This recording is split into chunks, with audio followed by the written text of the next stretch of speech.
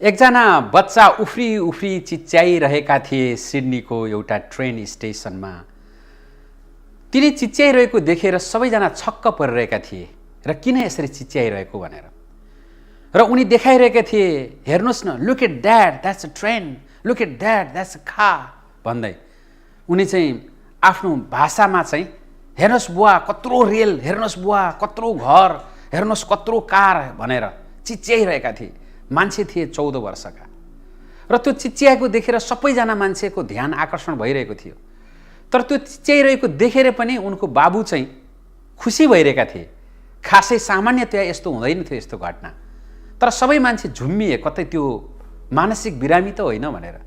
र नजिकैको बसिरहेको त्यो पसले तथा त्यहाँ भएको व्यक्तिहरूले आएर सोधे, किन यसरी चिच्याएको, यसरी कहिले नदेखा जसरी किन यसो गरेको तिम्रो छोराले, चुप लाग भन न, यहाँ हाम्रो रेकर्ड भइरहेको छ भनेर उनलाई चाहिँ हप्काए पनि। तर अन्तिममा उनका ती चिच्याइरहने केटाको बुबाले भने कि उसको आजै मात्र दृष्टि खुलेको हो र आजै मात्र उसले आँखा देख्न सुरु गरेको हो, तसर्थ उसको लागि यो संसार नयाँ छ। हिजोसम्म ऊ चाहिँ अँध्यारो संसारमा गुज्रिरहेको थियो, आजै मात्र शल्यक्रिया सफल भएपछि उसले देखेको यो आनन्दलाई उसले विश्लेषण गरिरहेको छ र म त्यसैमा मगमग भइरहेको छु। कसरी संसार अँध्यारोबाट गुज्रिरहेको, मेरो भविष्यको सहारा आज आँखा देखेर रमाइरहेको छ भनेर। त्यो सुन्नासाथ जसले आएर हप्काएको थियो छेउको व्यक्तिले, ऊ पनि बिलखबन्दमा पर्यो, उसको आँखा रसाए, ओहो कस्तो गल्ती भएछ भनेर।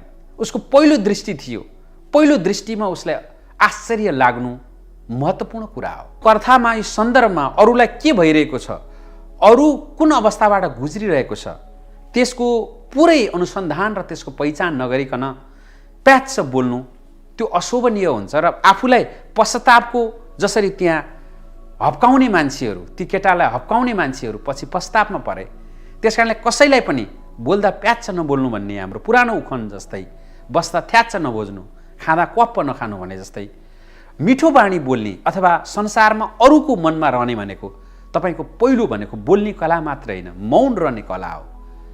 पहिला तपाईले वास्तविकता थाहा नपाइकन अरू कसैप्रति नबोल्नु पनि मिठो बोल्नु हो र कसैलाई सघाउनु हो।